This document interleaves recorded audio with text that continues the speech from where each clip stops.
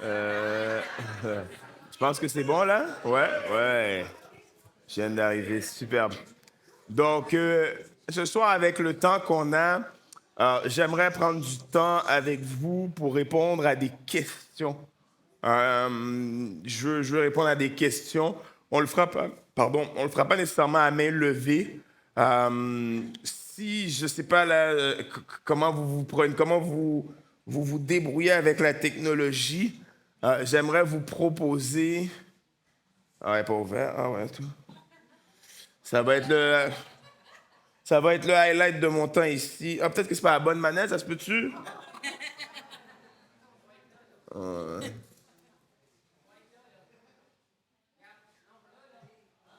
Oh non, ça c'est eux qui le font pour moi. OK, est-ce qu'on peut aller à la prochaine diapo? Ouais, superbe. Ça, c'est un code QR, puis théoriquement, c'est assez simple dans la mesure que tu scannes avec ta caméra ce code et tu peux poser des questions. J'aimerais vous laisser du temps pour que vous puissiez poser vos questions. Le but, c'est de répondre à des questions théologiques et bibliques. Demandez-moi pas si je vote pour Trump ou pour Kamala ou pour je ne sais pas trop qui. Demandez-moi pas ce que je pense qui va arriver avec Gaza. On n'est pas dans un cours de politique. Demandez-moi pas ce que je pense de l'économie. On est ici pour parler de théologie, de Bible, pour des sujets qui sont en lien avec ce qu'on a vu dans les 2 derniers jours. Également, on n'est pas ici dans une clinique.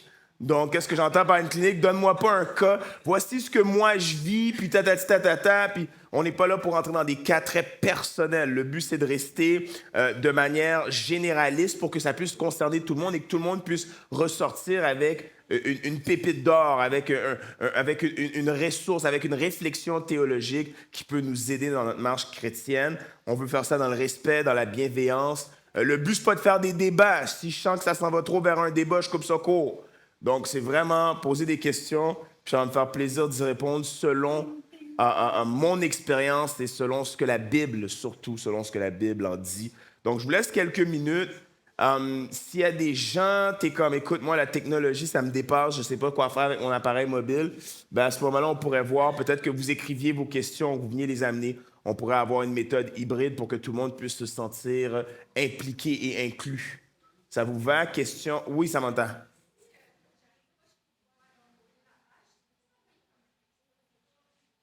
Oui, tu peux m'envoyer.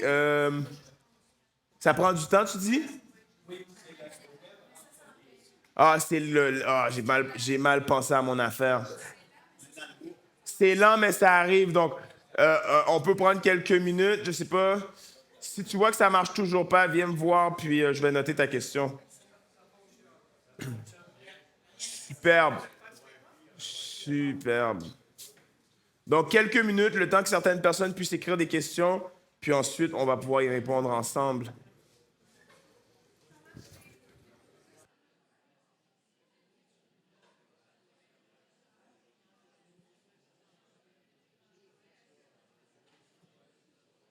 C'est Pierre Mel.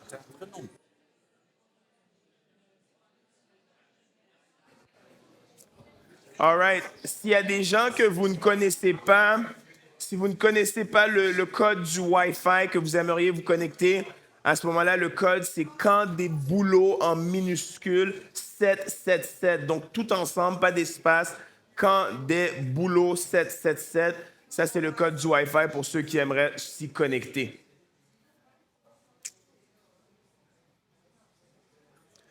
Pendant que certaines personnes scannent, envoient des questions, etc., je veux faire une petite capsule pastorale, ecclésiologique. Je veux vous encourager, si vous êtes ici pour la semaine avec nous et que vous n'avez pas d'assemblée locale, je veux vous encourager à considérer vous joindre à une église qui prêche la parole de Dieu.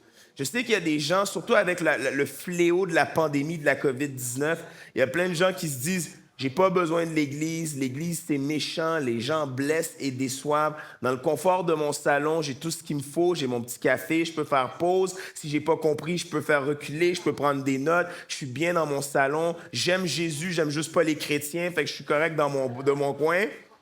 Je veux vous encourager à considérer les paroles de l'auteur du livre des Hébreux qui dit n'abandonnez pas vos assemblées. Je veux vous encourager dans les paroles de l'auteur qui s'appelle Luc, lorsqu'il parle de comment fonctionnait l'Église primitive, il dira, ils étaient assidus à l'enseignement, à la communion fraternelle, aux prières et à la fraction du pain. Il y a un concept de marcher ensemble, de faire Église. Donc, si vous êtes là, que vous nous visitez, que vous passez la semaine avec nous, ceci ne fait pas office de l'Église. Vous n'êtes pas à l'église, pas parce qu'il y a un prédicateur qui est là à chaque jour. Ceci est une diète bien maigre si c'est ça ta diète pour toute l'année.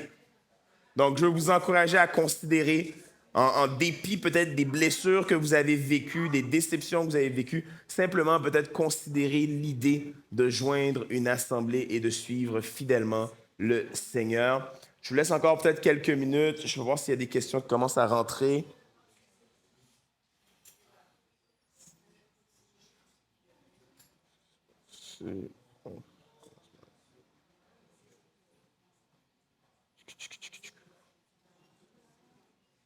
J'aurais dû penser à moi. Ah, OK, non, je pense que j'ai des questions qui sont rentrées. C'est une bonne idée, ça. Je sais pas, j'ai pas pensé à amener du papier et du crayon. S'il y a quelqu'un qui a du papier et du crayon, pour ceux qui en ont pas, on peut distribuer. Moi, je n'en ai pas.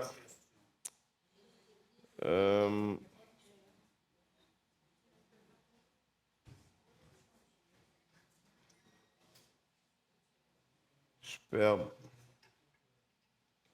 J'ai 2 questions pour l'instant.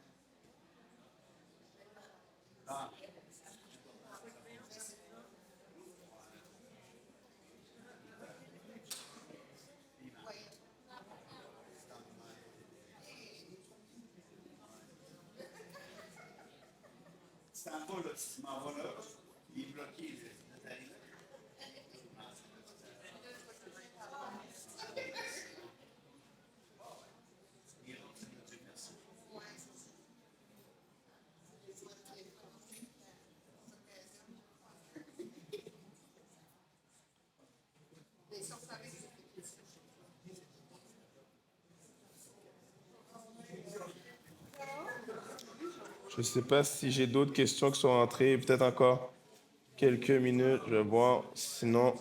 Ah oui, oui, oui. Ouais, j'aime ça.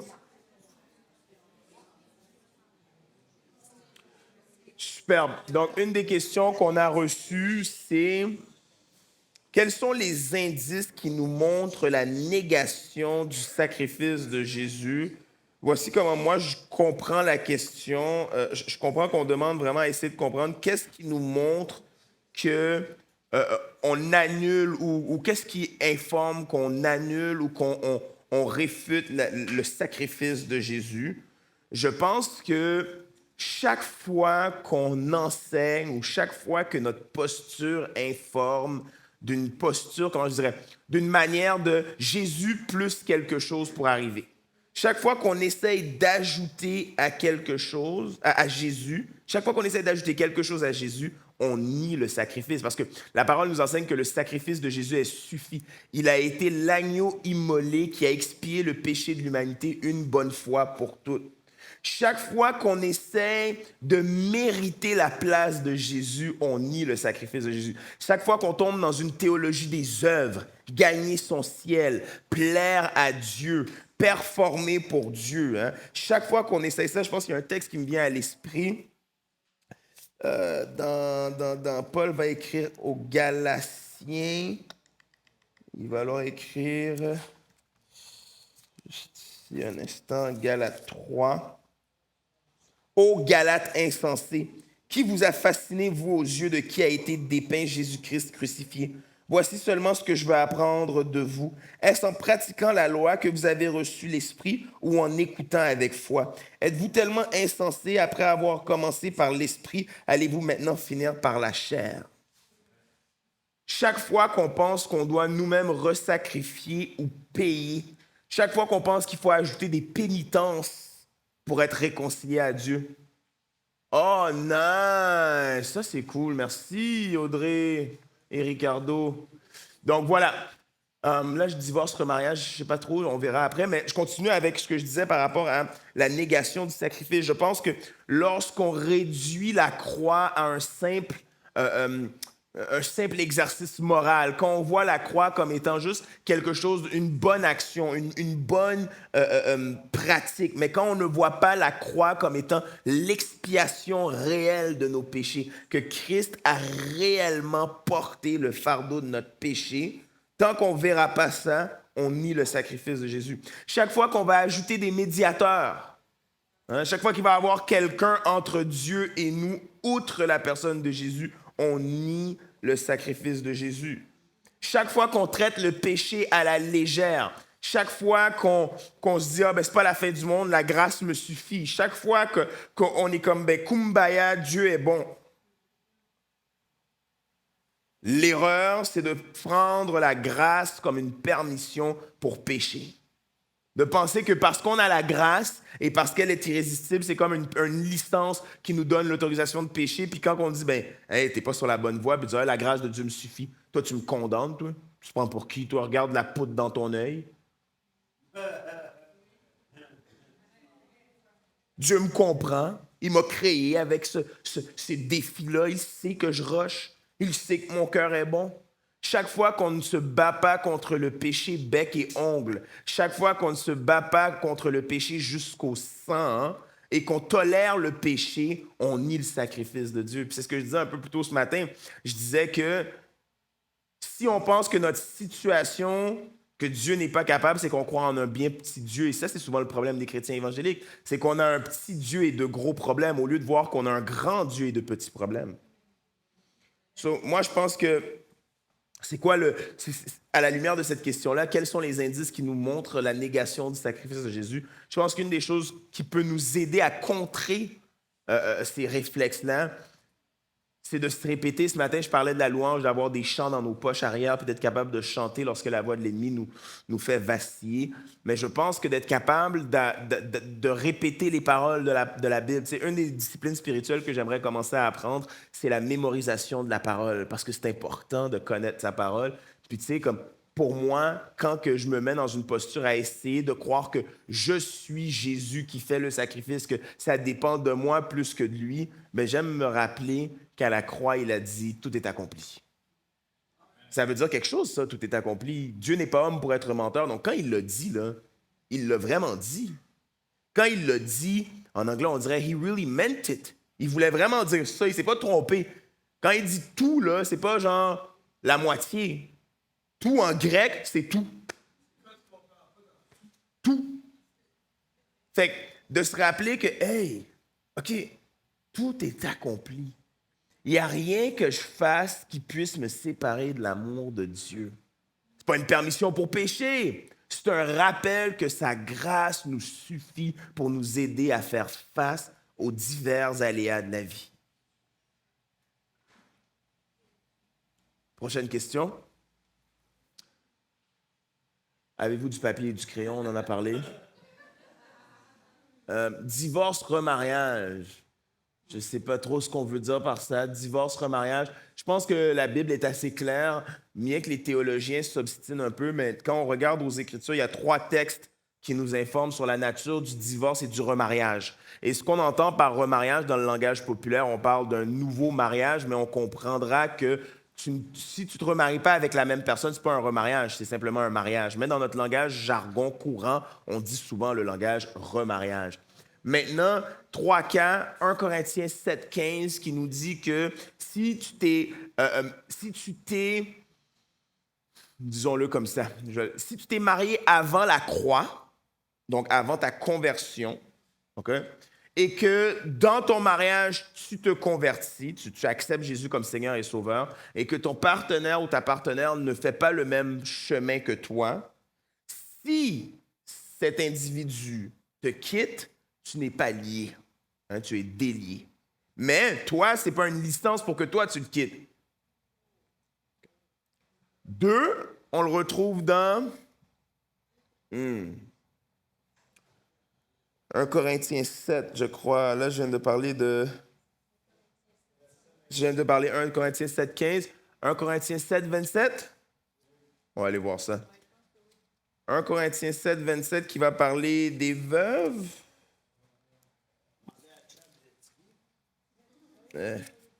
1 Corinthiens 7, 27, on va aller voir ça. Es-tu lié à une femme, ne cherche pas à rompre ce lien. N'es-tu pas lié à une femme, ne cherche pas de femme. Non, c'est pas ce que je cherchais moi. Je cherchais un peu plus bas, je pense qu'il va parler de... Ouais, voilà. 39.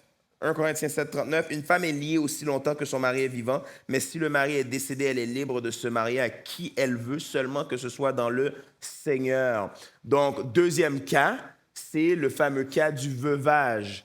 Hein? Mari, épouse décède, divorce. Ben, c'est pas un divorce même, oui. C'est simplement, il n'y a plus de lien, on peut se remarier. Puis le dernier cas, c'est le fameux cas qu'on connaît tous, Matthieu 19. Le seul cas où est-ce que vous pouvez répudier votre femme, selon ce que la loi de Moïse, etc., c'est en cas d'adultère, et ça, c'est parce que vos cœurs sont durs. Donc, ce que ça nous enseigne, c'est que Dieu n'est pas pour le divorce. Dieu préfère que tu pardonnes ton époux ou ton épouse qui t'a trompé, dont tu es cocu. C'est ça que Dieu préfère. Dieu préfère la voie de la réconciliation et du pardon. Mais il dit, à cause de la dureté de votre cœur, cela vous a été donné. Ça, c'est une autre prédication pour un autre tantôt. Mais ça, c'est les 3 cas où est-ce qu'on peut voir du remariage. J'arrive à vous dans un instant. Dans les autres cas, on va voir un peu l'idée de... comment j'appellerais ça? Justement, l'abandon, là, le 1 Corinthiens 7, 15, si le non-croyant te quitte, on va voir peut-être des fois certains théologiens vont ouvrir la valve un peu plus large pour, par exemple, abus physique, violence domestique, etc. Mais on n'a pas un strong case, on n'a pas un bon dossier pour en faire l'apologie du remariage, pour dire que, OK, tu peux te marier à nouveau dans un cas comme celui-ci. Oui, monsieur? Non, je vais prendre monsieur d'abord avec le chandail gris. J'ai pas votre nom.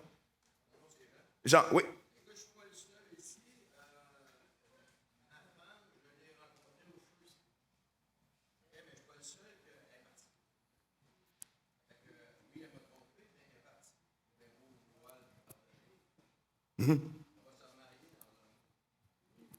Ouais.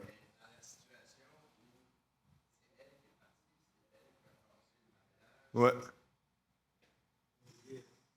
Mais j'ai pas bien saisi. C'était un cas d'adultère, vous dites? C'est ça que vous avez dit.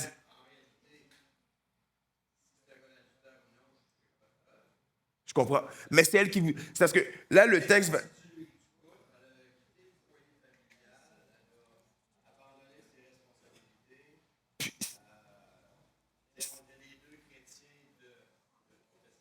Ouais. Ouais, c'est ça. Puis c'est ça qui est dur, hein? Puis c'est pour ça que la Bible, on va l'analyser vraiment au sens du méta-récit, c'est-à-dire que tu ne peux pas juste prendre le texte. Le texte de 1 Corinthiens 7,15 nous parle d'un non-croyant ou d'une non-croyante. Mais dans le cas que c'est pas... C'est que, en même temps, il y a une conviction qui nous appartient, où est-ce que Romain va dire quelque chose, Romains 14, 22 va dire... Cette foi que tu as, garde-la pour toi devant Dieu. Heureux celui qui ne se condamne pas lui-même dans ce qu'il approuve, mais celui qui a des doutes au sujet de ce qu'il mange est condamné. Ici, il parlait des viandes des idoles, mais l'idée ici, c'est parce que personne ne pourra dire est-ce qu'elle était chrétienne ou pas. Seul Dieu juge les cœurs, mais on reconnaît un arbre à ses fruits, Matthieu 13 ou Matthieu 7. Donc, là, elle a fait abandon, mais... Est-ce que c'était un problème de sanctification ou de régénération? Tu sais, parfois, c'est pas aussi noir ou blanc, c'est pas aussi binaire. Il y a tellement de zones de gris que c'est dur parfois, puis c'est pour ça que je crois que c'est là que vient le rapport de la prière et de l'esprit qui révèle les choses qui nous sont cachées. Des fois, dans la prière, Dieu nous montre des choses, puis c'est comme, hey, non, elle n'était pas chrétienne, elle. Je suis pas lié. C'est pas ta chair qui parle. D'autres fois, c'est notre chair qui veut nous dire un message juste pour nous faire nos propres voix, mais les voix de Dieu sont impénétrables. Ce que j'essaie de dire au final, c'est que je ne pourrais pas répondre à cette réponse-là ce soir. Je ne pourrais pas dire, OK, non, ben, parce que je ne la connais pas, j'ai pas vu. Mais ce que je sais, c'est que ce n'est pas toujours aussi noir ou blanc. Il y a des choses qui sont noires ou blanches, mais il y a des choses qui demandent beaucoup de nuances, puis beaucoup de prières, parce que Dieu nous communique aussi des choses par la prière, je pense. Donc, je ne sais pas si ça répond un peu à la question au sens où elle est partie du foyer, elle ne s'est pas acquittée. Je ne pense pas que ça vous empêche de pardonner. Tu sais, on parlait de pardon. Le pardon, tu n'as pas besoin d'être avec la personne. Ça, c'est la réconciliation. Peut-être que c'est irréconciliable, mais le pardon, on l'octroie. À chaque fois qu'on pense à l'abus qu'on a vécu, au trauma qu'on a vécu, de dire, Seigneur, je la remets entre tes mains. Puis je lance dans la mer de l'oubli les fautes et les péchés que cette personne a envers moi. Parce que Nelson Mandela disait la chose suivante, puis j'arrive à vous, Christian, dans un instant. Nelson Mandela disait que le pardon, c'est comme ouvrir la cage d'une prison et réaliser que le prisonnier, c'était soi-même. Fait que des fois, tu es là, tu gardes une offense, tu gardes une offense, tu gardes une offense, tu te cultives la rancune. Moi, je me rappelle, j'avais un ami quand j'étais jeune, puis on avait eu une chicane, puis je réalise qu'au final, c'est moi qui l'avais eu toute seule, cette chicane-là. Puis 2 ans après, je n'avais pas parlé pendant 2 ans, puis 2 ans après, j'ai dit « Hey Pat, ça va? » Il dit « Ouais, toi? » Je dis « Ouais, écoute, je te pardonne. » Il dit « Tu me pardonnes de quoi? » Je te rappelle pas, en 2006, tu m'avais dit ça, puis finalement, t'étais fâché pour ça. Puis là, lui, il avait l'air bien peinard. Mais moi, pendant 2 ans, j'avais broyé du noir, je m'étais fait un standard. Puis des fois, tu réalises que tu vis dans la rancune, l'amertume contre du monde qui ont absolument aucune idée. Ça leur passe 10 pieds sur la tête. Ils n'ont aucune idée que tu es fâché contre eux. Puis eux autres, ils vivent bien la vie, là. Ils se font bronzer à Cuba, puis ils sont relax, là. Fait que je sais pas si ça répond. Exact. Exact. Exact. Oui, Christian?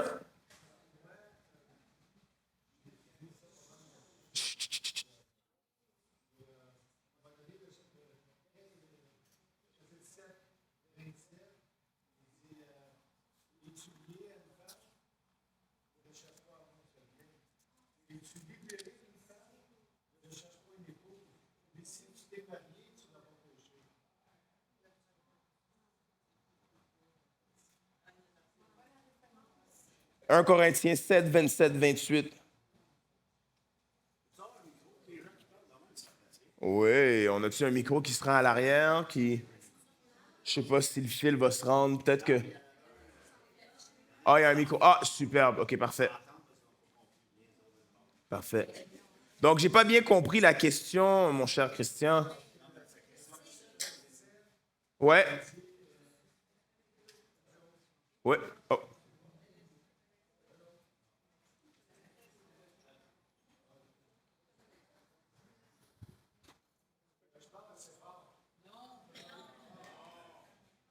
Je pense qu'ils ne sont pas satisfaits. Ils veulent vraiment vous entendre, là. Votre voix douce et mielleuse. Allô, allô. 1, 2.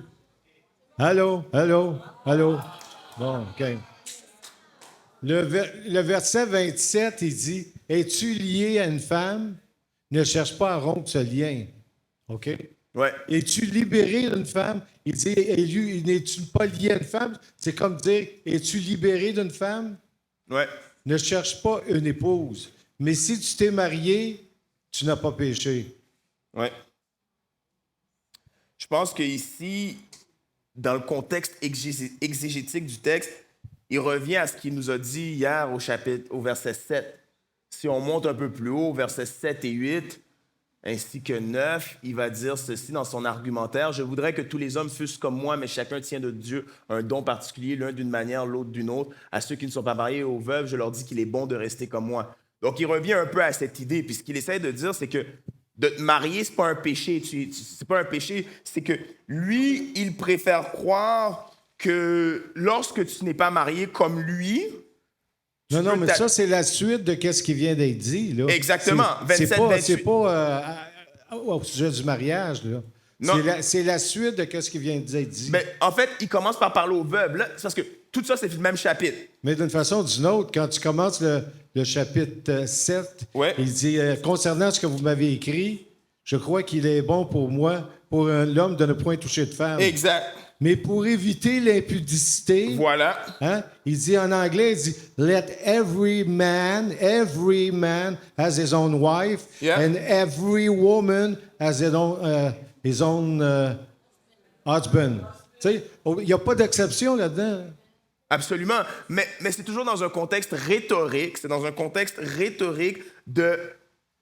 Revenons à ce qu'il dit. Mieux vaut, hein, où est-ce qu'on était?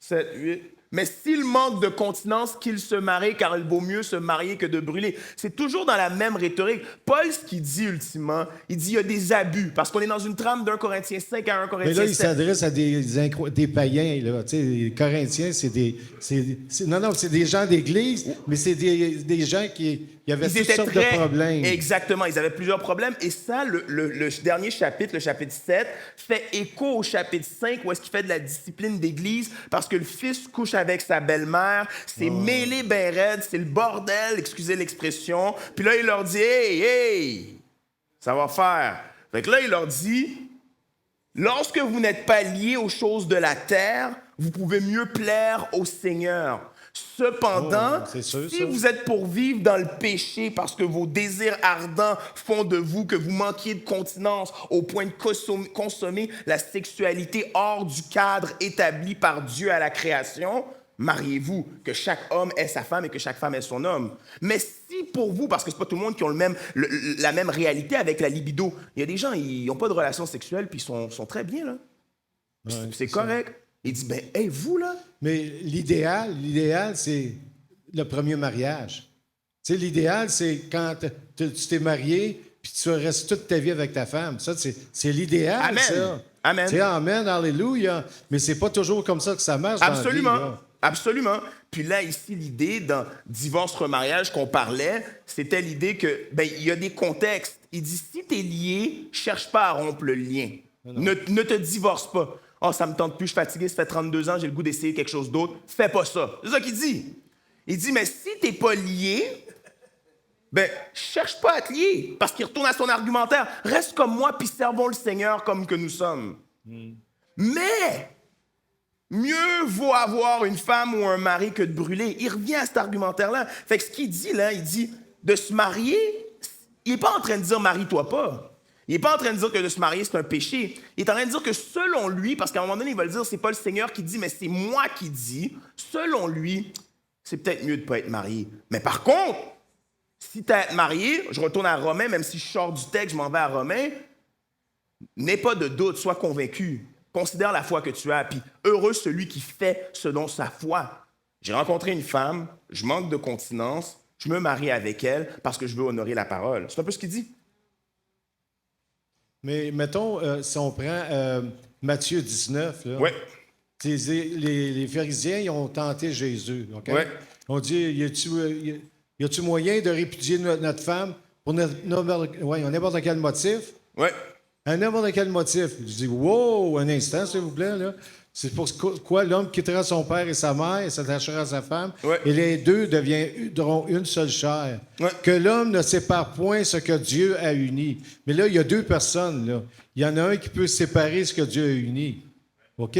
Par l'infidélité, sauf pour infidélité. Mais l'infidélité, là, c'est grand, l'infidélité. C'est pas juste sexuel, l'infidélité. C'est pas juste de tricher ta femme. L'adultère, l'infidélité. L'infidélité, c'est de partir de la maison, abandonner ton épouse, la frapper, l'humilier. Il y a bien des raisons d'infidélité, là. Tiens, tu comprends ce que je veux dire? Absolument. Je pense, par contre, que ici, le terme grec, puis on pourrait l'étudier ensemble, mais je suis persuadé que le terme grec ici pour l'infidélité, il va faire écho peut-être à pornéa. Je suis sûr qu'on pourrait aller voir le terme grec, là. Terme grec de Matthieu 19, les Strong. Je suis persuadé qu'on parle de pornéa, puis pornéa fait écho à l'immoralité sexuelle, littéralement. Fait qu'il ne fait pas juste référence à ta femme, c'était elle que vous aviez une entente, c'est elle qui s'occupait de faire les repas, puis elle a décidé de déserter la maison, au sens où elle est encore dans la maison, mais elle ne s'acquitte plus de ses tâches maisonnières, ménagères, disons, parce que c'était l'entente. Puis je suis pas en train de dire que c'est la place de la femme de faire la nourriture. Ne me faites pas dire ce que je n'ai pas dit. Mais je pense qu'on pourrait mettre ça trop large, et je pense que ce que Jésus écrit exactement ici, il fait écho. Je ne sais pas si on va avoir la référence, sinon je vais essayer de la trouver dans ma Bible grecque, juste ici. Dans Matthieu 19, le terme grec qui est employé... Where are you? Ouais, c'est ça. Pornéa, exactement. Exactement. Mais, donc, pornéa, ici, ce sens du terme-là qui a donné pornographie, etc., fait écho à tout ce qui est une inconduite, l'impudicité, ce qui n'est pas pudique, ce qui n'est pas digne du lit. Et là, maintenant, encore une fois, il faut toujours interpréter la Bible à la lumière de la Bible, pas à la lumière de la société, pas à la lumière de ce qu'on croit, mais à la lumière de la Bible. Et quand tu regardes d'un couvercle à l'autre, de Genèse, Adam et Ève, jusqu'à même Hébreu ou Apocalypse, l'Église et l'agneau, dans Hébreu, on va dire que le mariage, que le lit nuptial soit exempt de souillure. Parce qu'on comprend à la lumière du design de Dieu que le mariage, c'est un homme et une femme. Donc l'infidélité... Mais, je pense que Jésus se réfère à Deutéronome là, 28, là, tu sais, à un moment donné, quand... 24 ou 28, en tout cas. Quand à un moment donné, quand le mari trouve quelque chose de malséant vis-à-vis de sa femme, il la répudie, il lui donne une lettre de divorce. Il se réfère à ça, là, tu sais.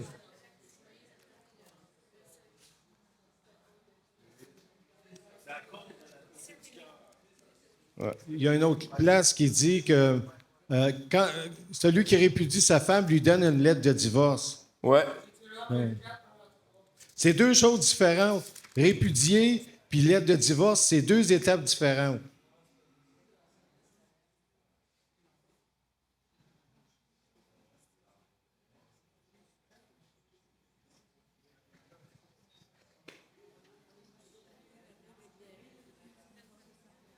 Non, c'est juste parce que je veux amener un point, c'est tout. Et tu vois ici, Christian, quelque chose d'inconvenant, si on analysait l'hébreu ici, c'est encore une fois quelque chose de nu, quelque chose qui révèle la nudité. C'est encore quelque chose, c'est pas juste quelque chose qui ne fit plus. Mais c'est ça, quelque chose... On peut interpréter ça de bien des façons. Ben, on pourrait ouvrir les commentaires, mais je pense qu'on arriverait à ce consensus théologique. Ici, l'inconvenant, c'est quelque chose qui fait écho. C'est quelque chose qui fait écho à la nudité d'une chose ou à l'immoralité d'une chose. L'intimité. Je pense que le texte que Jésus prend, il le prend en référence 24, 1 à 3. Effectivement, je le lis lorsqu'un homme... Comme je dis tout le temps, l'idéal, c'est de rester avec ton épouse toute ta vie. Ça, c'est sûr. Oui. C'est sûr. On va aller à une autre question, mais merci, Christian. On essaie de trouver des solutions. Là, merci, Christian. On essaie de trouver la vérité là-dessus, c'est tout. Peux-tu approfondir le concept qui m'a semblé contradictoire aux enseignements que j'ai appris dans le passé, qui est que l'homme était complet sans son secours? Peux-tu approfondir le concept qui m'a semblé contradictoire aux enseignements que j'ai appris dans le passé et que l'homme était complet sans son secours? Je me demande si la personne me demande, est-ce que l'enseignement que la personne a reçu dans le passé, c'était que l'homme était complet sans son secours? Moi, j'ai dit que l'homme était complet sans son secours. C'est ça. Puis, ce qu'on a appris dans les enseignements du passé, c'est que l'homme était incomplet sans son secours. C'est ça? C'est bien. Je veux juste être sûr de bien répondre à la question.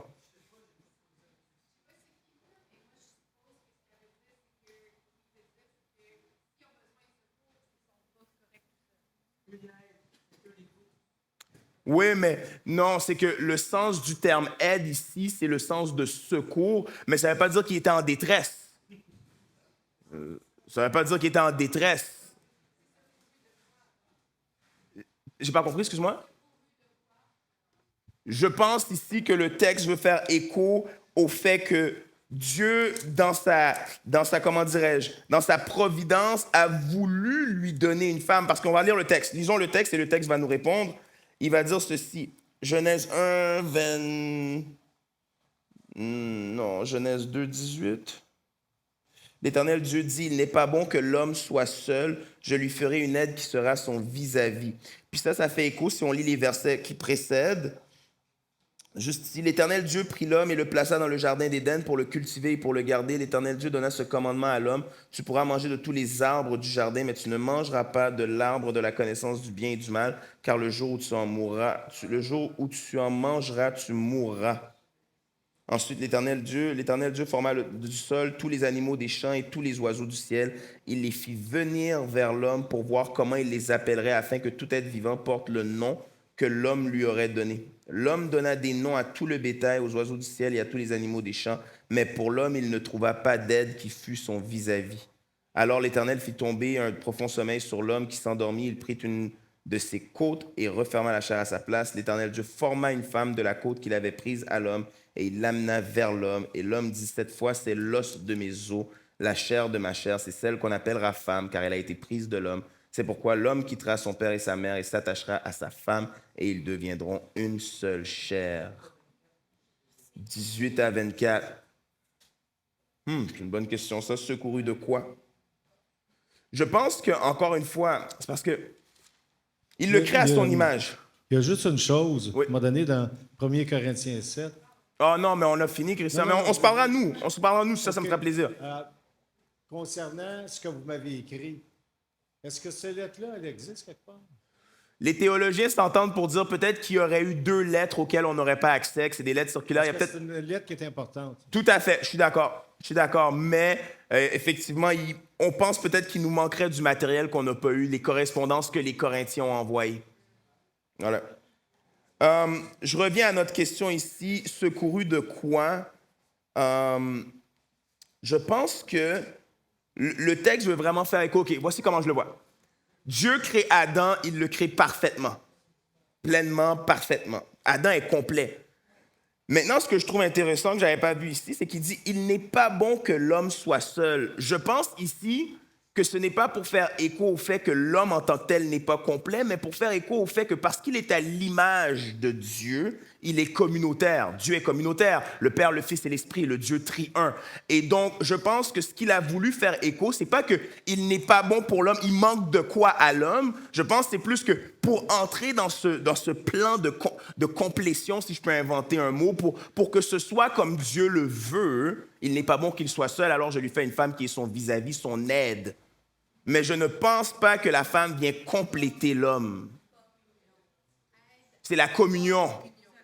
Ouais, je pense que c'est un rapport de communion et non pas un rapport de l'homme avait besoin de quelque chose en dedans de lui, il y avait de quoi qui n'était pas complet. Je ne sais pas si ça répond à la question. Pardon? Ça ne marchait pas avec les animaux. J'aime ça. Il nous reste combien de temps? OK.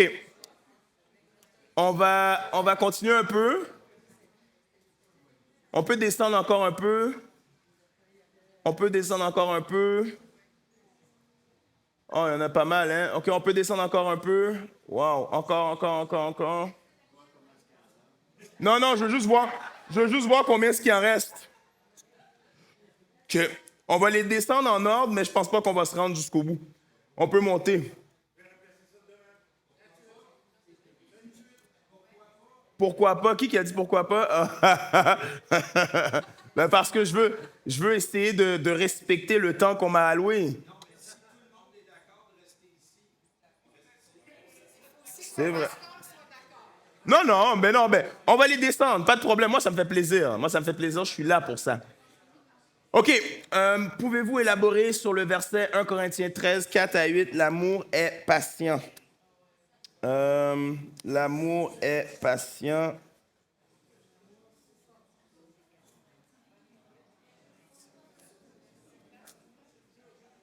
L'amour est patient, l'amour est serviable, il n'est pas envieux. L'amour ne se vante pas, il ne s'enfle pas d'orgueil, il ne fait rien de malhonnête, il ne cherche pas son intérêt, il ne s'irrite pas, il ne médite pas le mal, il ne se réjouit pas de l'injustice, mais il se réjouit de la vérité. Il pardonne tout, il croit tout, il espère tout, il supporte tout. Je pense que l'amour est patient, encore une fois, si on y va avec une trame biblique narrative. Donc, pas juste le texte, mais l'ensemble du texte. On pourrait décortiquer ceci comme étant Dieu est amour, le fruit de l'esprit, c'est la patience, l'amour est patient, ultimement, c'est la manifestation de Jésus dans notre cœur. Ultimement, là. C'est aussi simple que ça. Et donc, comment est-ce qu'on peut élaborer là-dessus? Ultimement, je pense qu'il y a 3 choses qu'on pourrait dire. Premièrement, l'amour, c'est un verbe. L'amour, c'est pas des sentiments. « Oh, j'ai des papillons dans le ventre. » C'est pas ça, l'amour. L'amour, c'est jamais une question de sentiment, c'est toujours une question d'action. Hein? Il ne soupçonne pas le mal. Il ne jalouse pas. L'amour est patient. L'amour est dans l'action. Maintenant, ce qui est vraiment intéressant, il finit le texte, si on peut aller au dernier verset plus bas, au verset 13. Maintenant, donc, ces 3 choses restent, la foi, l'espérance, l'amour. La plus grande des trois, c'est l'amour. Et donc, je pense que plus on cultive... Fait que la première chose, c'est que l'amour, c'est une action. La deuxième chose, plus on cultive une relation avec Jésus, plus le fruit de l'esprit est manifeste. On reconnaît un arbre à ses fruits. Et donc, si le fruit est manifeste, le fruit de l'esprit qui est la patience, ben ça va paraître. Dans nos relations, ça va transparaître. Et finalement, la troisième chose que je veux dire par rapport à l'amour est patient. Ben, je me rappelle un pasteur qui avait dit ça, il avait dit, si tu demandes à Dieu de te donner la patience, en sortant d'ici, il y a une situation qui va te demander d'être impatient. Yes. Ben, tu le sais que tu es en train de travailler ta patience quand, bam, tu arrives là, puis là, il y a quelque chose qui se passe, puis... J'étais avec un ami l'autre fois, puis il priait, puis il disait, « Seigneur, donnez-moi la patience. Aidez-moi à les aimer. » Tu vois, c'était lié. « Donnez-moi la patience. Aidez-moi à les aimer. » Parce que je pense que la patience témoigne forcément de l'amour. Si t'es fait couper sur l'autoroute, le gars, il conduisait comme un malade. Hey! Yes! Je ne sais pas s'il s'en va à l'hôpital présentement. Seigneur, mets ta main sur lui. Tu sais? Voilà. Fait que ça, c'est ce qu'il y en est pour élaborer sur le concept de la patience. L'amour est patient. On peut aller à la prochaine.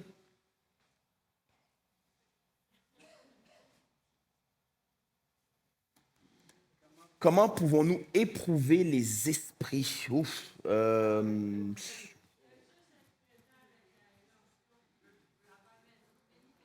J'ai pas bien compris.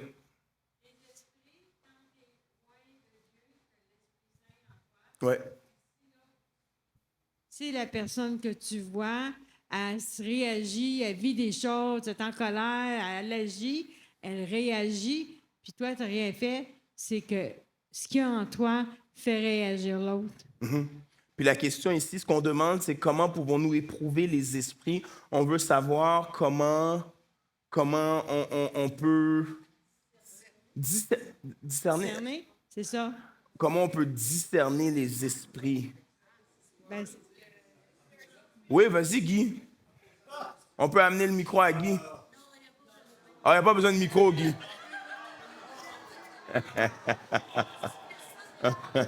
Allô? Bon. Ouais, c'est bon. La bouche parle de l'abondance du cœur. OK? Donc, la bouche parle de l'abondance du cœur. Les mains sont les servantes du cœur humain. Donc, on sait tous dans le loi naturelle que Dieu a mis dans notre cœur que même les païens qui n'ont pas la loi de Dieu font naturellement ce que va prescrire la loi de Dieu. C'est-à-dire qu'on sait tous que si on va donner une tape à l'arrière de la tête d'un petit gars de 5 ans, que c'est mal. Comment est-ce qu'on discerne les esprits? Qu'est-ce que la personne qui te parle va dire? Je prends un exemple. Jésus est un homosexuel transgenre. Pensez-vous vraiment que cette parole-là vient du Saint-Esprit de Dieu? Comment on éprouve les esprits? Lisez l'Écriture qui a été inspirée de l'Esprit de Dieu.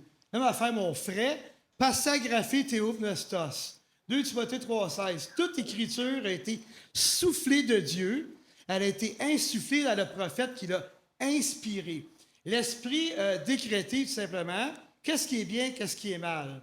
Donc, si quelqu'un arrive en disant que Jésus n'est pas Dieu, qui est un glouton, qui est un ivrogne, qui est un démon, on sait très bien que cet esprit-là n'est pas l'esprit qui met de l'avant Jésus pour le proclamer comme étant le Fils de Dieu et Dieu le Fils. Donc, on n'éprouve pas les esprits en faisant du voodoo, de la magie ou je ne sais pas trop quel machin truc de New Age. Connaissez votre Écriture.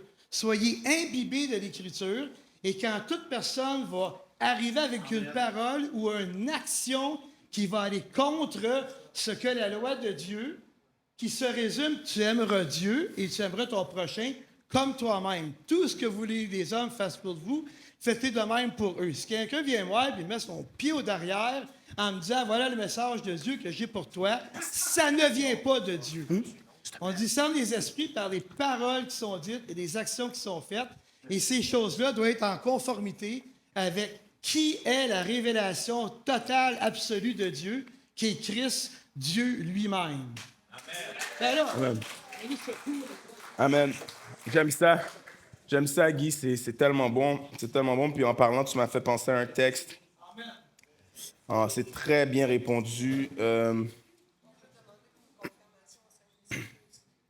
Amen, amen, amen. Définitivement, la sœur dit demander une confirmation au Saint-Esprit. Un des premiers textes que j'ai prêché il y a plusieurs années, c'était justement là, dans 1 Thessaloniciens 5, où Paul parle des recommandations finales, puis il va parler de la résurrection des morts, il va parler de différents trucs, puis à un moment donné, il va parler de ne pas éteindre l'esprit.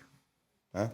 Voici ce qu'il dit, n'éteignez pas l'esprit, ne méprisez pas les prophéties, mais, je vous ai dit hier ce qui est important, ce qui vient après, mais examinez toutes choses, retenez ce qui est bon, etc., etc. Puis je pense que dans le discernement des esprits, il faut qu'on soit capable d'entendre la voix qui est derrière la voix. Entendre la voix qui est derrière la voix, de connaître nos Écritures, Si les gens qui parlent ne mettent pas en valeur la Seigneurie de Jésus, c'est exactement ce que Guy dit. Ah, déjà là, on a un message contraire. Puis, rappelez-vous, nul ne peut servir deux maîtres. Tu sers soit Dieu ou Mammon. C'est soit Dieu ou Baal. Les deux ne peuvent pas coexister. Fait que je pense qu'on discerne les esprits aussi. Tu sais, une des choses, je me rappelle, j'avais lu un livre sur le membership dans l'Église. Puis, il disait que les chrétiens et les églises que nous sommes, ce sont des ambassadeurs du Christ. On est des représentants de Christ.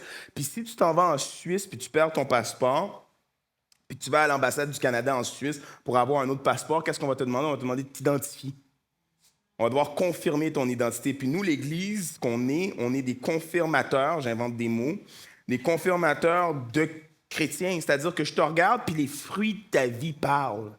Les gens qui disent « je suis chrétien », mais ils vivent leur vie tout croche.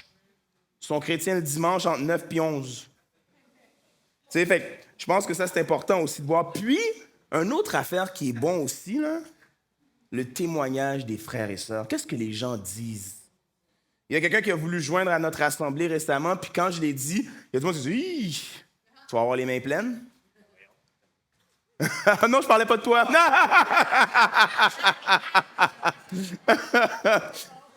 Puis il y a quelqu'un d'autre qui s'est joint à mon église récemment, puis j'en ai parlé, j'ai dit, ce couple-là, ils sont rendus avec nous, des nouveaux serviteurs, on est reconnaissants au Seigneur. Puis waouh, et eux là, le témoignage des frères et sœurs.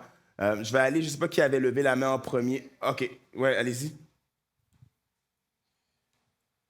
Je voulais juste dire que ce que Guy a fait comme affirmation, là, Jésus est un homosexuel, trans, etc., je l'ai entendu sur Internet, ça. C'est un pasteur qui parlait. Il y a des gens qui suivent ces gens-là parce qu'ils se disent pasteurs. Puis là, on met des doutes sur sa crédibilité. Il n'y en a pas de crédibilité. Comme Guy vient de dire, comme tu viens de confirmer, il n'y a pas de crédibilité parce qu'il est pasteur. Ouais. Il n'y a pas de crédibilité parce que ce qu'il dit, c'est pas ce que la Bible dit, c'est pas conforme à la Bible. Ouais. Puis les gens, ils ont de la difficulté à faire le lien parce qu'ils se disent, ben il est pasteur, le gars. Voilà. Mais non. Mais la Bible nous dit, méfiez-vous des bergers, des loups qui sont habillés en bergers. Donc, ouais, j'arrive à vous dans un instant. Il y a le monsieur à l'arrière, puis ensuite, ça va être vous. Tester les esprits. Ouais. Ça m'a fait penser à Jean 8, 47.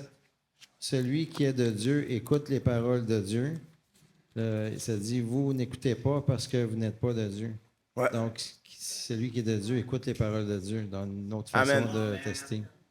Amen, amen, amen, amen, amen. Oui, on va amener, s'il vous plaît, en avant le micro pour Joss. J'ai bien dit? Ouais. Jean 4. Oui, merci pour ton commentaire, Guy, que j'ai apprécié. Mais tu as présenté quand même un cas extrême et le monsieur derrière aussi. Sauf qu'il y a des situations plus subtiles, plus confondantes. Ah, vous m'entendez mieux? Oui, il faut le plus proche. Oui, c'est pas toujours aussi... Extrémiste. C'est aussi drastique, là. Ça, c'était des exemples extrêmes. Alors, parfois, lorsque c'est subtil... Je pense qu'on peut envisager de demander confirmation au Saint-Esprit et il nous répond toujours. Absolument. La prière. Oui, et une deuxième confirmation pour être vraiment assuré. Amen. Amen. Ouais. Définitivement. C'est un moyen rapide mais efficace. Oui, puis l'Esprit est bien ordonné. L'Esprit est bien ordonné, C'est donc ça. il n'est pas contraire à lui-même. Et l'Esprit va toujours chercher à glorifier Christ.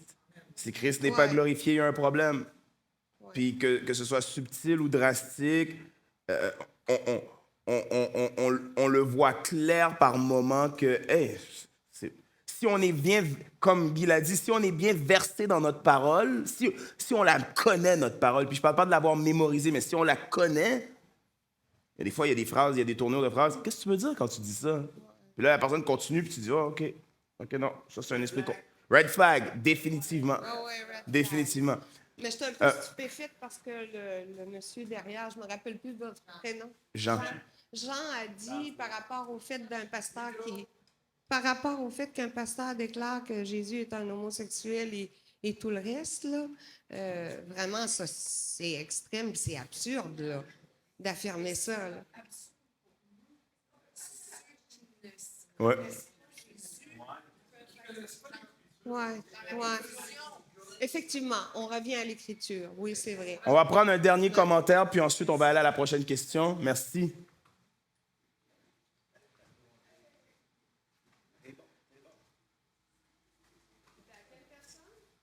C'était la dame qui était juste là. Je pense qu'elle voulait dire quelque chose. Quelque chose vient juste de me venir à l'esprit. Oui. Mon premier pasteur, Marcel Côte-Noir, disait... Oui, OK. Mon premier pasteur, Marcel Côte-Noir, disait, puis au début de ma vie chrétienne, ça m'a beaucoup aidé. Il dit, comment est-ce que les gens qui travaillent à la monnaie canadienne connaissent quand est-ce qu'on a un faux billet? C'est parce qu'ils ont tellement étudié les vrais billets. Ils savent qu'est-ce que c'est les vrais billets. Si tu en as un que juste à le toucher, il y a quelque chose de pas correct, tu vas le savoir tout de suite.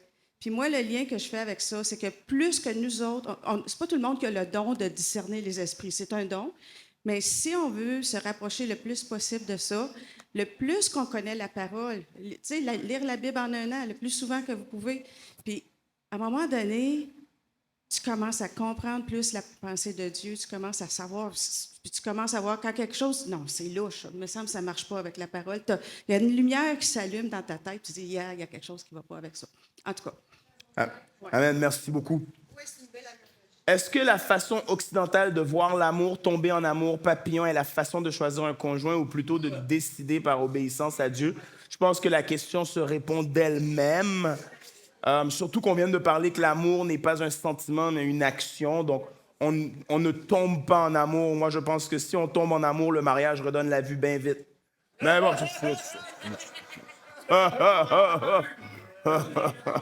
je parle pas d'expérience, Donc, je pense que... C'était la question, mais j'avais pas le droit de mettre assez de commentaires. Il n'y avait pas assez de place pour les caractères, Ouais. parce que j'ai pas la version payante. Je comprends bien que l'obéissance à Dieu, c'est ça le but. Là. Mais le point, c'est que dans la réalité, là, c'est tout le monde que je connais, c'est comme, mais non, mais il faut qu'elle t'attire, puis il faut que tu tu comprends, ça, c'est la réalité. Puis moi, je suis encore célibataire parce que j'essaie d'obéir à Dieu, tu sais. Puis je sens que j'ai un appel, puis je sens qu'il y a quelque chose que ça fit, puis c'est pas parce que j'ai jamais eu de sentiments amoureux ou de, tu sais, tu comprends. Puis des fois, en tout cas, je me fais dire en tout cas, la conclusion, c'est que quand tu as parlé de l'histoire de Léa, c'est la première fois que j'entendais la version que peut-être que Dieu, c'est Léa qui voulait vraiment, tu sais. Puis ça m'a vraiment flashé que, tu sais, peut-être que finalement, de chercher ce qu'on aime et peut-être pas la solution, mais chercher vraiment qu'est-ce que Dieu veut parce que Dieu nous connaît. Puis ça, c'est un gros changement de paradigme, je pense, ici. Amen. Je pense pas que tout le monde comprend ça parce que Amen. tout le monde cherche ce qu'ils aiment. Tu comprends? Amen. Fait que c'est pour ça que je pose la question, tu sais, est-ce que vraiment... Parce que les cantiques des cantiques, là, j'ai l'impression qu'ils sont bien en amour, là, puis qu'ils ont bien des papillons. Tu comprends? Fait que j'ai comme envie de savoir théologiquement, est-ce que c'est...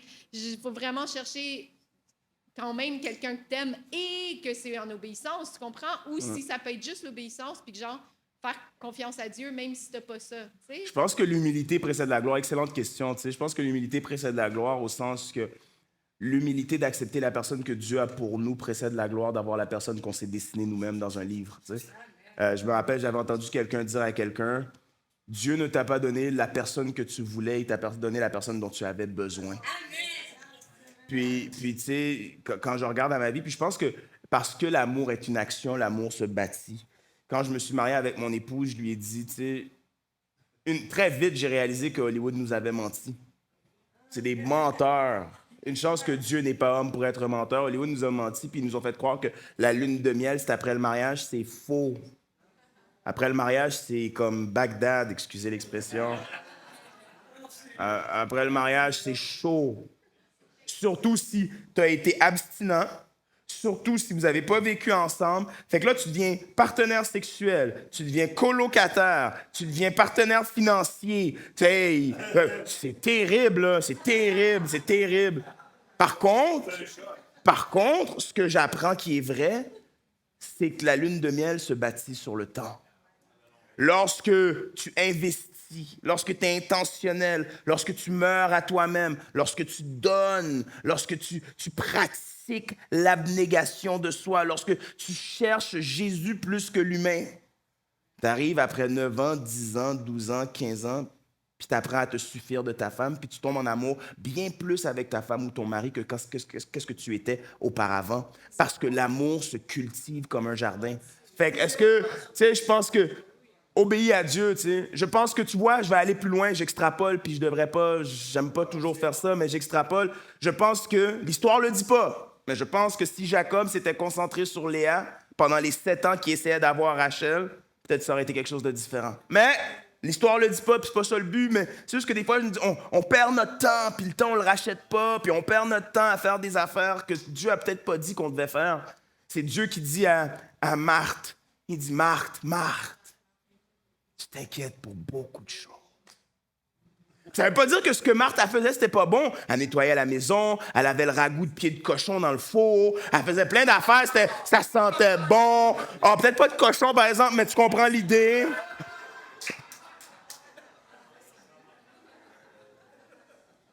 Mais elle dit, Marie a choisi la bonne part. Puis, je pense que c'est ça la bonne part, c'est d'obéir à Dieu. Tu sais. La bonne part, c'est j'ai rencontré un homme, il n'a pas mes 39 critères. J'ai rencontré une femme, elle n'a pas mes 57 critères. Mais elle a 9 des 57, mais c'est les 9 plus précieux. Elle aime Jésus, elle sert Jésus, elle donne à Jésus, elle veut Jésus, elle aime plus Jésus que moi. Jésus là, puis Jésus là. Elle aime 9 fois Jésus là-dedans. Les 57 autres, c'est vrai que je voulais des cheveux plus courts, c'est vrai que je voulais les yeux bleus, c'est vrai que j'aurais voulu qu'elle ait vu le monde, j'aurais voulu qu'elle ait étudié à la Sorbonne, j'aurais voulu qu'elle ait un super bel job. Mais elle aime Jésus. Puis Dieu l'a mis sur ton chemin. C'est pas toi qui te l'as mis sur le chemin. Dieu t'a présenté cette personne-là. Penses-tu que Dieu connaît pas ton intérêt et qu'il n'a pas ton intérêt à cœur? Bref, monsieur, c'est à vous. Oui, le micro s'en vient. Est-ce que ça répond un peu à la question? J'arrive à vous, monsieur, dans un instant. Vas-y. On m'a déjà dit aussi, en réponse à cette réflexion que j'avais par rapport à l'obéissance, que s'il n'y a pas suffisamment de cette espèce de coup de foudre, que c'est ça qui tient la relation. C'est quand faux. ça va mal. C'est faux. Faux. Merci de me dire ça. Bobine. Je ne sais pas c'est qui cette personne qui t'a dit ça, mais c'est faux. Merci. C'est faux. Merci. Moi, je n'y crois pas. Je pense que la passion, elle se choisit. OK, fine, il n'est pas aussi musclé puis bâti que tu voulais. OK, fine, il n'est pas aussi si que... Mais c'est pas ça, la passion. La passion, c'est d'aimer Jésus ensemble. Fait que, tu sais, je parlais avec une femme, j'arrive à vous dans un instant, je parlais avec une femme, puis elle m'expliquait que elle a marié la personne que Dieu avait pour elle en obéissance. Puis qu'aujourd'hui, elle se retrouve dans sa vie que c'est dur parce qu'elle arrive approche de la quarantaine, puis elle ne sait pas si c'est hormonal, mais elle voit des hommes qui sont plus son genre. Puis ça l'interpelle, puis là, elle est coincée avec la tentation de son type que son mari n'est pas. Son mari n'est pas de son type, c'est pas son genre de gars. Elle l'a choisi parce qu'elle a voulu obéir à Dieu, elle était convaincue que c'était Dieu. Mais là, elle est coincée, qu'elle me disait. Puis tout ce que je disais, c'est... Aimes-tu Jésus? Elle me disait, ben oui. Je disais, paie la brebis de Jésus. On est appelé à être des pasteurs dans nos mariages, à aider l'autre à ressembler à Jésus. Puis si Jésus t'a donné quelqu'un, la meilleure personne que tu peux avoir, la meilleure, c'est celle que Jésus t'a donnée. Maintenant, parce qu'il est capable de déplacer les montagnes et que ce qui est impossible à l'homme est possible à Dieu, demande-lui. Demande-lui. Va voir Jésus. Dis, hey, Jésus, là, je capote. J'ai de la tentation là. J'ai mon mari là. J'ai besoin de toi live. Puis watch les bains. Watch les bains à l'œuvre. Une chose que Jésus aime le plus au monde, c'est se glorifier. Pas parce qu'il est orgueilleux, parce qu'il est le Dieu de l'univers et qu'il a le droit, que la gloire lui appartient à lui seul. Puis une chose qu'il aime le plus, c'est arriver quand tout pue. Fait 4 jours que le monde est mort, c'est tout le monde crie « T'étais où? On te cherchait! » Il disait « Attends, c'est vous, là. Trop de bruit. » Puis là, il dit « Jeune fille, Talita Koumi, lève-toi. » Il disait « Lazare, lève-toi et sors. » So, pour moi, je pense que l'histoire de la passion, c'est faux. Je pense que la passion, elle se dessine. Je pense que la passion, elle se crée. Je pense que la passion, elle s'infuse de l'esprit qui agit en nous et qui produit le faire et le vouloir. Je vais aller au monsieur, je vais aller à la madame, je vais venir à toi. Oui, moi, c'est très bref, dans le fond. J'y vais avec humilité parce que j'ai jamais été marié, fait que j'ai probablement beaucoup moins de connaissances et d'expérience que plusieurs, là. Mais j'ai trouvé le commentaire de Samantha pertinent, surtout par rapport, comment est-ce qu'on reconnaît l'amour, les papillons et tout. Puis, j'avais une conversation hier avec un frère sur le volet de la décision d'aimer. Tu parlais que l'amour, c'était une action. Yeah. Puis, qu'est-ce qu'on sait qui est vrai? On sait que Dieu est amour. Yeah. Et Paul va dire quoi? Soyez mes imitateurs, car je suis moi-même imitateur de Christ. Alléluia. Christ a manifesté son amour comment? Ça lui a coûté. Yeah. Ça lui a coûté sa vie. Yeah. Puis on se rappelle au jardin de Gethsémane, il a prié pour éloigner la coupe. Comment est-ce que l'amour de Dieu s'est révélé? Par un sacrifice. Il a décidé volontairement de nous aimer par son sacrifice. Donc, le volet, puis j'ai aimé ton contexte puis ton exemple avec la lune de miel qui est plutôt revenir sur Terre assez rapidement. Un moment donné, dans un couple, tu décides d'aimer l'autre. Yes. Puis aimer implique un sacrifice. Et une action. Amen. C'est, je pense. Pour Je quelqu'un pense. qui n'a pas encore été marié, que la volonté de Dieu soit faite, mais je crois que tu es droit dans le mille pour bien des gens qui sont mariés et qui ne savent toujours pas ça. Et ce que tu dis, c'est la vérité. Et c'est pourquoi je dis Amen, parce que c'est vrai. C'est une décision quotidienne. Pas une décision de oui, je le veux, mets-moi la bague, ils vécurent heureux. Non, chaque jour, je choisis de t'aimer, toi, et de renoncer à toutes les autres. Alors, la prochaine question, quelles sont les étapes de... Oh non, j'ai oublié du monde. Oui, excusez.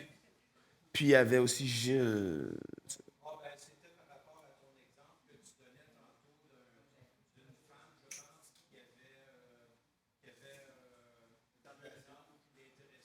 Je comprends. On revient à toi. J'arrive. Vas-y. Bon. Ceux qui connaissent l'émission ou le ministère Focus Famille, Oui. ils ont joué l'entrevue de Alistair Begg. Yes. Ça a pris 2 jours. Excellent. Alistair Begg. Over the top. Wow, merci. Alors, vous pouvez le chercher. Ça donne plusieurs points de repère. Merci beaucoup. Merci. Alistair Begg. Alistair. Je vais le faire écrire pour vous. C'est A-L-I-S-T-A-I-R. A-L-I-S-T-A-I-R. Et Begg, c'est B-E-G-G. B-E-G-G, Alistair Begg, un théologien hors pair, un pasteur qui aime Jésus. Alistair Begg. Voilà, c'est lui. Il est excellent, ce petit monsieur, un génie pour Christ. Gilles. Oui. Ça fait partie d'aide l'un et l'autre. Yes. De le partager à ton conjoint. Yes. Yes. Amen. Ah, on a même des... Combat ensemble. Si vous voulez découvrir... Oh, je vais en acheter un de ça. Oui, absolument.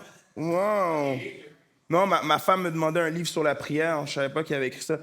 Le fameux Alistair Begg a écrit un livre que je vous encourage de lire. Je ne savais même pas qu'il existait. Audacieux dans la prière, apprendre à prier comme l'apôtre Paul. On en vend ici si vous êtes intéressés. Il y en a juste 3, donc vous savez quoi faire. Coup de coude. Non, mais si vous êtes intéressé, définitivement, on peut faire une commande demain. Là. Donc, Alistair Begg, un homme sensationnel.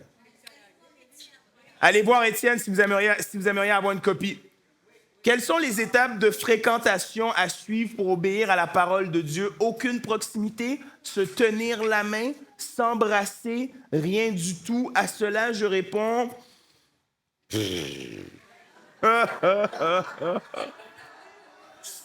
Mieux vaut se marier que brûler.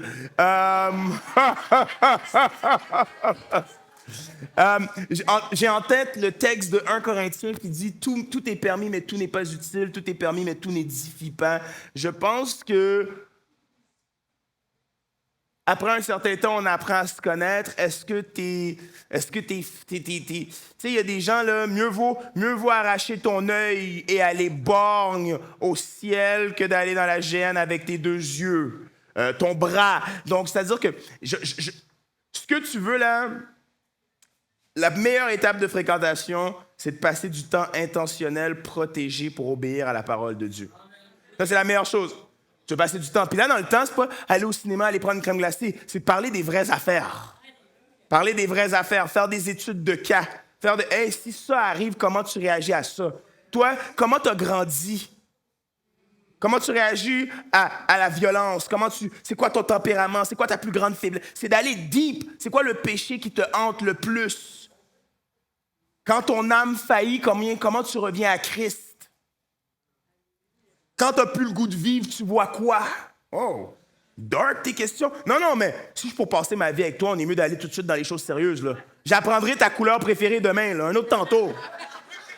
Tu sais, après ça devient un peu du cas par cas. Ça devient, tu sais, il y a des gens pour qui on peut se tenir la main puis tout le monde est bien relax. Il y a du monde, tu me tiens la main puis mon corps fait des chocs électriques. Protégez-vous. Le cœur de l'homme est tortueux. OK, j'ai 4 mains. Je ne sais pas qui était en premier. Je vais prendre vous. Après ça, j'avais vous, madame, c'est ça? Vous, OK. Vous, j'ai monsieur, puis j'ai madame, j'ai vu en arrière. Super, parfait. Je voulais juste dire, moi, j'ai été mariée 2 fois. Je ne suis pas en train de battre tout le monde, là, c'est pas ça mon but, là. Mais c'est juste pour dire que moi, j'ai appris avec mes fréquentations qu'il ne faut pas sauter d'étapes, c'est-à-dire, il faut l'amitié en premier. Amen. Ensuite, l'amour véritable va venir. Si ça vient, c'est parce que c'est déjà bien ancré, là, comme on dit, déjà bien navigué. Et puis ensuite, l'étape suivante, c'est tu veux-tu m'épouser? Voilà, tu sais. Alors, tu te maries et c'est tout, là. Puis tu vois, moi... Mais il faut apprendre à se connaître avant tout. Il faut poser des bonnes questions. Puis il n'y a pas de mauvaises questions. Peu importe les questions, c'est important de les poser. Alors, moi, c'est juste ça que j'ai à dire pour qu'on apprenne à se connaître, savoir qui on a devant nous et puis ensuite dire au Seigneur, merci Seigneur. Voilà. Excusez, là, c'est juste ça que j'ai à dire. Merci beaucoup. Tu vois, moi, avec l'amour véritable, je l'ai vécu différemment. Oui, parfait. Ensuite, ça va être monsieur puis madame. Moi, j'ai pas eu l'amour véritable pour ma femme, puis si elle serait là, elle dirait « Qu'est-ce que c'est là? » Mais j'ai pas eu l'amour véritable pour ma femme. C'était mon amie, c'était ma bonne chum. Puis à un moment donné, j'ai eu le « Hey, je veux mourir pour elle. » Pas l'amour véritable, là. C'est-à-dire que tout dépend de comment on définit, Guy, l'amour véritable. Vas-y. Le terme agape. L'amour sacrificiel. C'est défini par le fait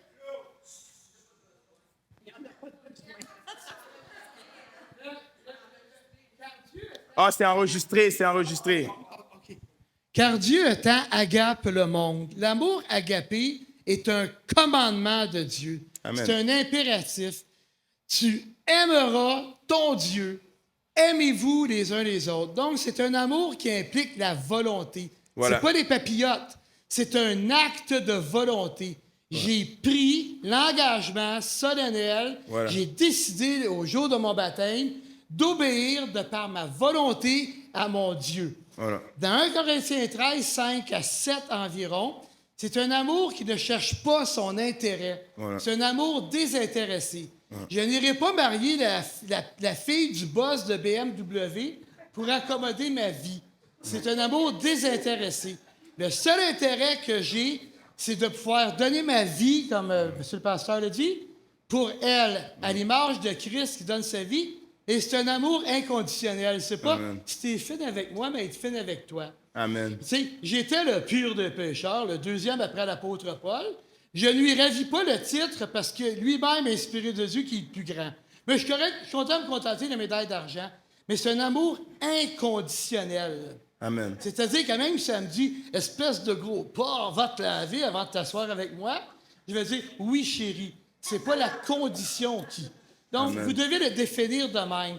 C'est pas l'amour érotique, les plaisirs sensuels. C'est pas l'épithumia, qui est un genre de coup, une montée de chair, comme Samson qui a vu la Philistine, qui a dit « Je la veux, celle-là ». Ce n'est pas l'amour storgué de dire « Ah, vu que c'est mon frère, il va avoir un traitement de faveur ». Et c'est même pas l'amour amitié qui est le philéa. Les Beatles ont été les meilleurs amis du monde, sont allés loin, puis la balloune a éclaté. C'est l'amour volontaire que Dieu a décidé de subir la croix pour nous. Amen. À tous les jours, Robin l'a dit, on se crucifie, on porte notre Amen. croix pour avoir aimé une femme querelleuse qui est peut-être un cancer pour les os, qui est peut-être une gouttière sans fin et qui te fait habiter à l'angle d'un toit. Parce qu'un mariage, là, ben, c'est ça. Voilà. Amen. Merci. Merci. Ça, c'était 2 phrases, hein? Ah non, c'était 2 mots, je pense même qu'il avait dit. OK. À vous, monsieur, madame. Ensuite, on prend une dernière question, puis on va arrêter. L'année dernière, quand Ouais. je suis venue au camp, j'ai arrivé le jeudi Ouais. pendant le camp de couple. Alors, j'ai pu assister à la dernière soirée du camp de couple, la prédication. Et il a dit quelque chose qui appuie complètement ce que vous dites. C'est une fois que tu dépasses l'amitié Yeah. et que tu tombes dans la chair, c'est la chair qui va... Yeah, qui va finir la job. Bravo. Bravo. Bravo. Monsieur, excellent. Bien dit. C'est vrai. C'est vrai. Amen. Amen. Définitivement. Ce ne sera pas bien long, Monica. On a 2 personnes, après c'est vous. Ben, moi, j'étais marié presque 16 ans avec mon épouse. Puis le plus important, c'était le respect, la fidélité puis la communication. Bien communiquer entre les deux, c'est ça qui est le plus important. Quand il y a quelque chose qu'on n'est pas confortable, on s'assied et on discute. Puis, Amen. Puis ça résout les problèmes. Ça, si on avait le temps cette semaine, peut-être l'année prochaine, qui sait, si on avait le temps cette semaine, j'aurais fait un bel atelier sur la communication biblique. Mais la communication, parce que je c'est très trouve que on a beau être chrétien, pour ceux qui le sont, on sait tellement pas parler, c'est incroyable. C'est incroyable, c'est effroyable, c'est incroyable, c'est effroyable. Je sais même pas quel mot choisir, c'est crazy. Mais il y a tellement de communication non biblique. Ouais, je me mets une note, merci. Communication biblique, j'ai un bel atelier là-dessus. C'est bien important, la communication. J'étudie l'année prochaine, là, Étienne, il est en train d'écrire. Non, j'ai pas dit.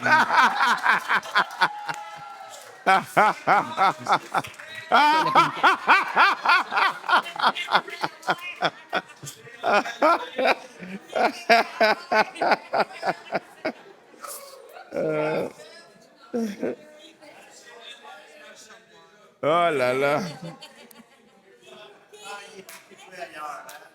Hey, l'année prochaine, je suis pas au Québec. OK, super. Oui, madame.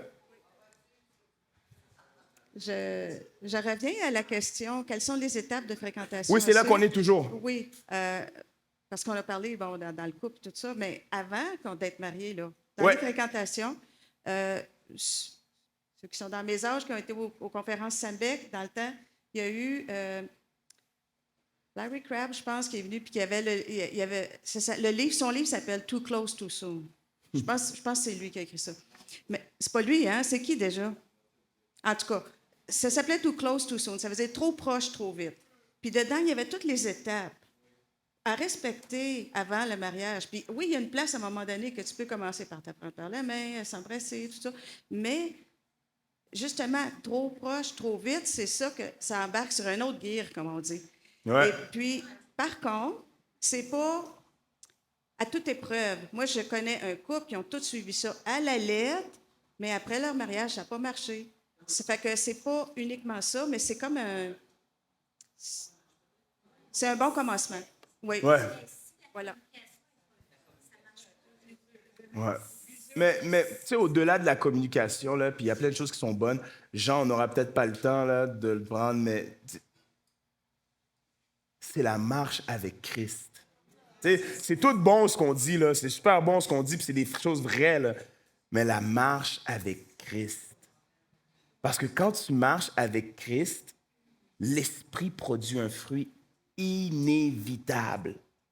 Quand tu marches avec Christ, tu es une lumière de la ville qu'on ne met pas sous le boisseau pour la cacher, mais sur la ville pour éclairer la maison. Quand tu marches avec Christ, tu imites Christ. Quand tu imites Christ, tu meurs à toi-même, tu sers ton prochain, tu es le dernier d'entre tous.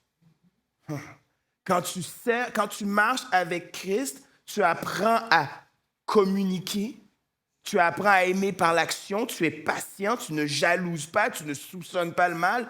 Donc, tu sais, c'est super tout bon, mais quand tu aimes Christ, quand tu marches avec Christ, inévitablement, ça produit quelque chose. Dernier commentaire, Monica. Dernière question ensuite, et je vous libère. Il en restait juste 10. Oh là là.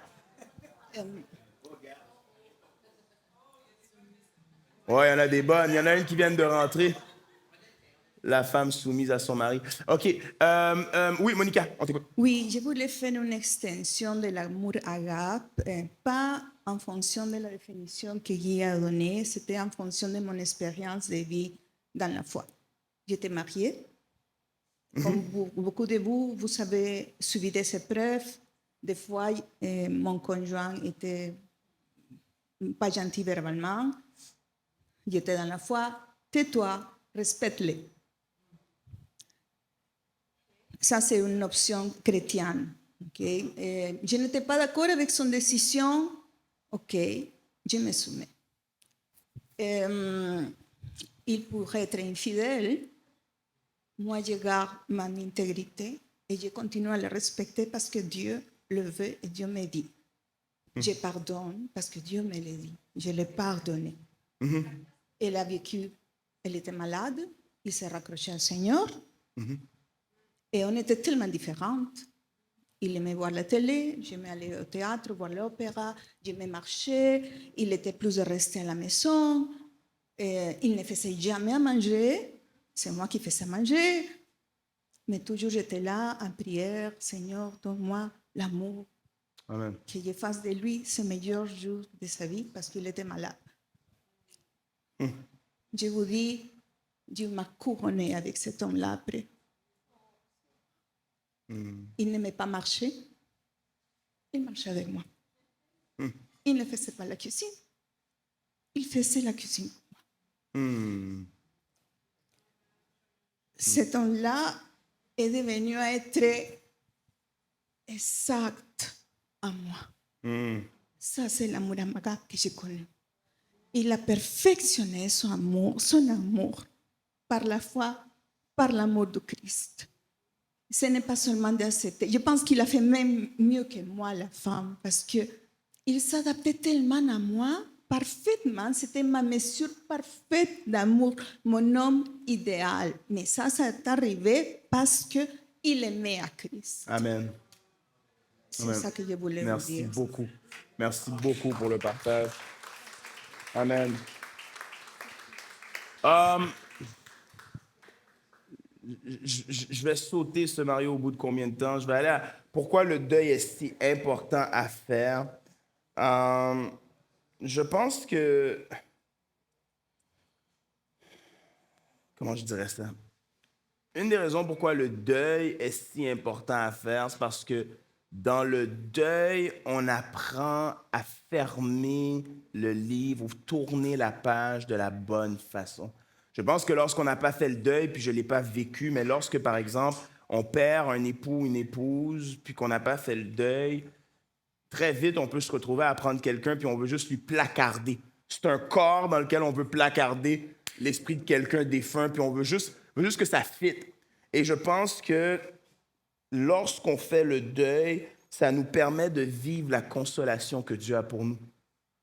Je pense que Dieu veut nous guérir, puis tu peux pas être en deuil, tu n'as pas fait le deuil, tu l'as mis en dessous du tapis, tu passes à un autre appel, ça va ressortir parce que ce qu'on fuit nous poursuit et ce qu'on fait face s'efface.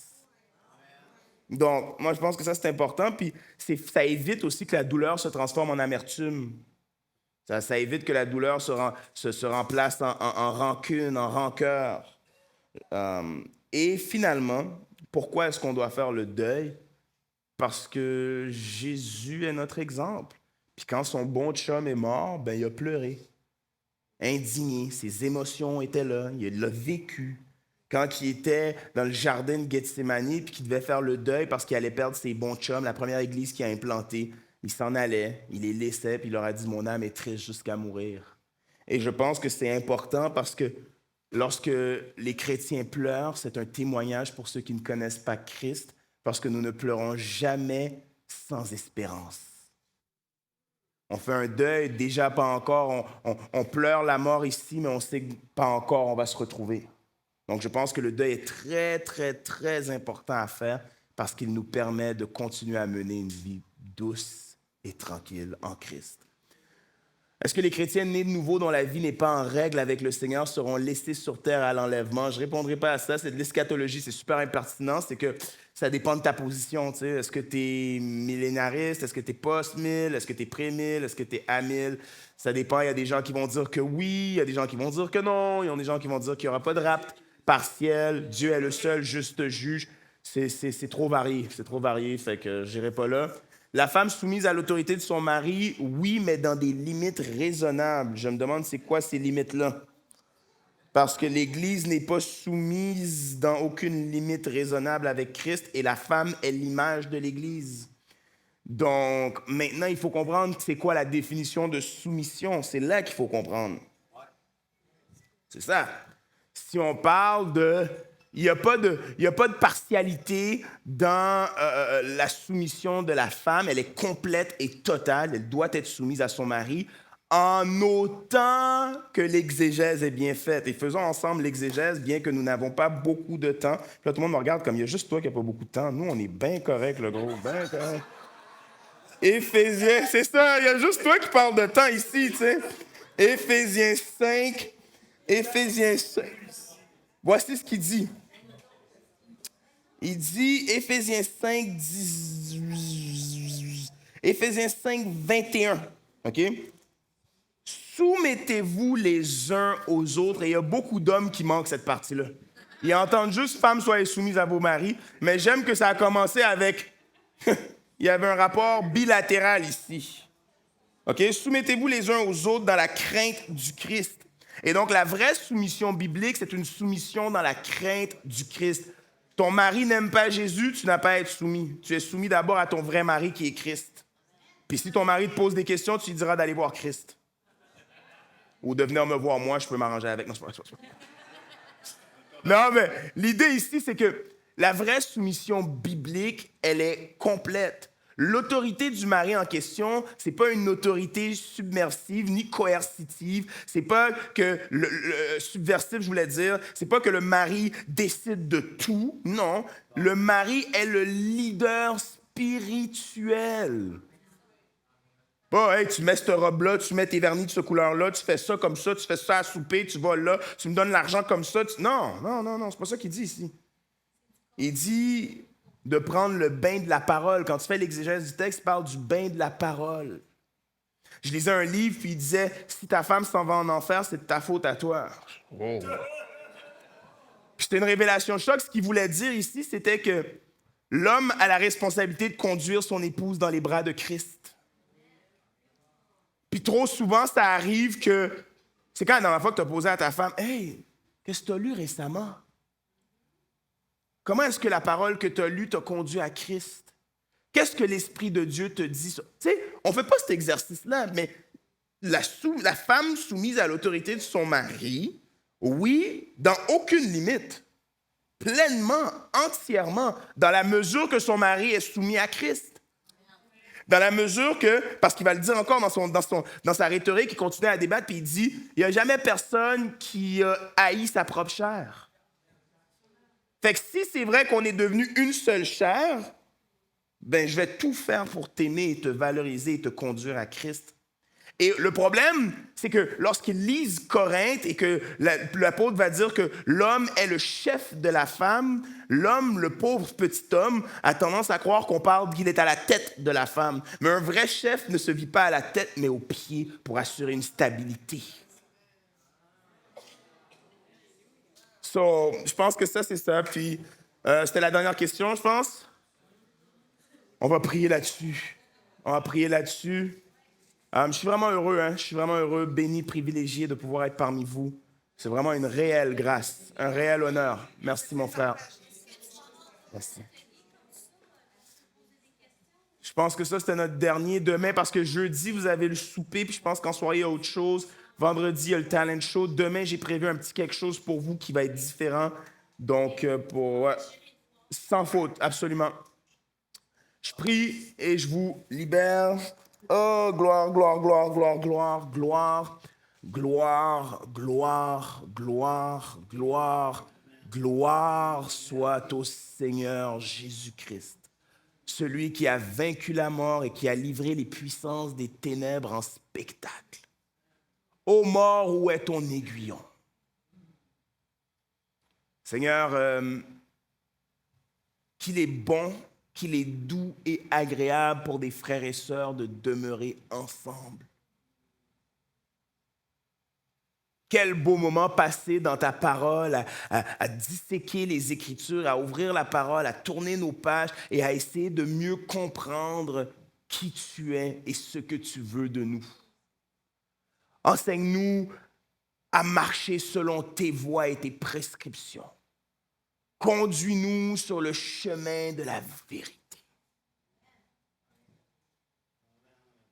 Restaure nos âmes à cause de ton nom.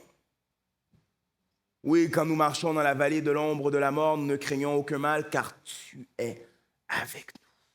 Merci pour ton bâton et ta canne qui nous rassurent. Merci d'avoir dressé table en face de nos adversaires. Oui, le Seigneur est notre lumière et notre salut. De qui aurons-nous crainte?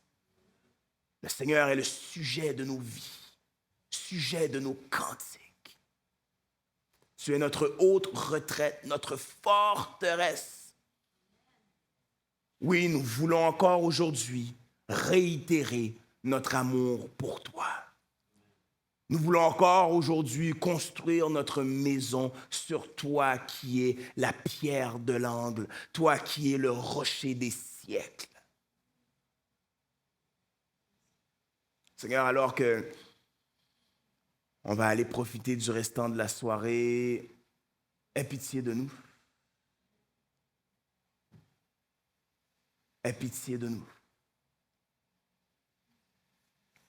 Ne détourne pas ton regard. N'ôte pas ta main. Le jour que t'ôtes la pointe de ton ongle, on meurt. Garde-nous en toi, préserve-nous du danger, délivre-nous du mal. Car oui, c'est à toi qu'appartiennent dans tous les siècles la puissance, le règne et la gloire pour toujours, Jésus. Amen et amen. Que Dieu vous bénisse. Bonne fin de soirée.